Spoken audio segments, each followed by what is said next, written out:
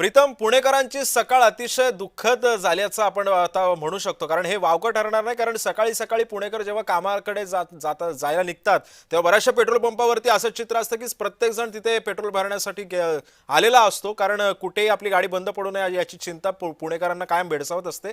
आणि सध्या पुण्याचं चित्र बघितलं तर पुण्यामध्ये आता वाहतूक कोंडी सुद्धा मोठ्या प्रमाणात होत असते. काय चित्र आहे पुणेकरांचं, काय म्हणतात पुणेकर या सगळ्या इंधन दरवाढीवरती?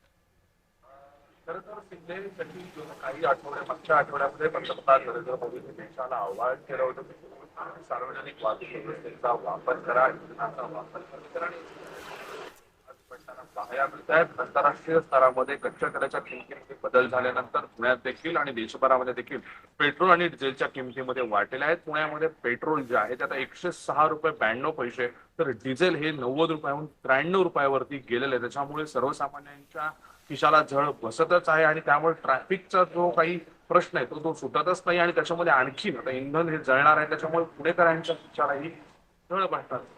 दुसरीकडे पेट्रोलच्या किमती या वाढतच चाललेल्या आहेत आणि मोदींनी देखील आवाहन केले. त्याच्यामुळे कुठेतरी आता हे देशात जेव्हा मूळ होतं हा रेटा दर येत आहेत, मात्र महागाई देखील कमी झाली असा पुणेकरांचा कल आहे. अचानक एवढ्या किमती वाढतायत, परवडत नाहीये. सार्वजनिक वाहतूक व्यवस्थेचे तिकीट दर देखील आता हे दिवसेंदिवस वाढत चाललेले आहेत. नक्कीच प्रीतम, सोबतच राहा. आपण आता जरा